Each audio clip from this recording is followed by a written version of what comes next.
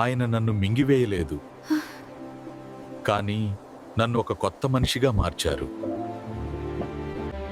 ప్రతిరోజు ఉదయం నుండి సాయంత్రం వరకు ప్రజలు నా దగ్గరికే వస్తున్నారు.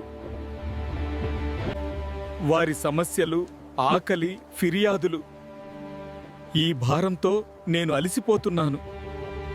నేను చూస్తున్నాను మోషే, వేలాది మంది ప్రజలు. మనం బావి దగ్గర కలిసినప్పుడు నువ్వు గొర్రెల కాపరివి, ఇప్పుడు నువ్వు లక్షలాది ఆత్మలకు కాపరివి. ఇది చాలా పెద్ద బాధ్యత. మోషే నా కుమారుడా, సిప్పోరా నీ గురించి చెప్పింది, కానీ నీ శక్తి క్షీణించడం నేను చూస్తున్నాను. ప్రజలందరూ నీ చుట్టూ నిలబడి ఉంటే నువ్వు ఒక్కడివే కూర్చుని తీర్పు తీరుస్తున్నావు. ఇది నీకు మంచిది కాదు. నువ్వు, నీతో ఉన్న ఈ ప్రజలు అలసిపోతారు.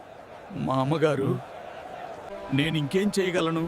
దేవుని చిత్తాన్ని తెలుసుకోవడానికి వీరు నా దగ్గరికే వస్తారు. న్యాయం చెప్పడానికి నేను తప్ప వేరే ఎవరున్నారు? నువ్వొక్కడివే మోషే. ఈ పర్వతంలోని రాయి కూడా ఇంత భారాన్ని మోస్తే పగిలిపోతుంది.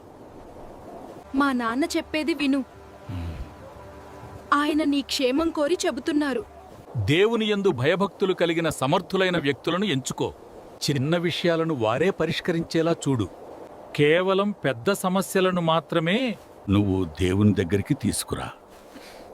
మామగారు చాలా సరైన సలహా ఇచ్చారు. ఇప్పుడు మేము నీతో ఉన్నాము.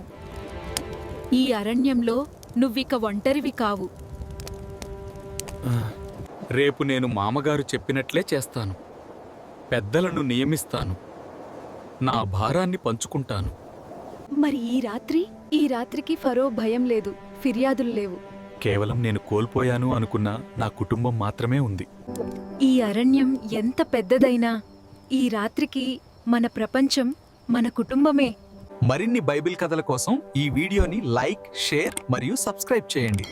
పక్కనే ఉన్న గంట గుర్తును నొక్కడం మర్చిపోకండి.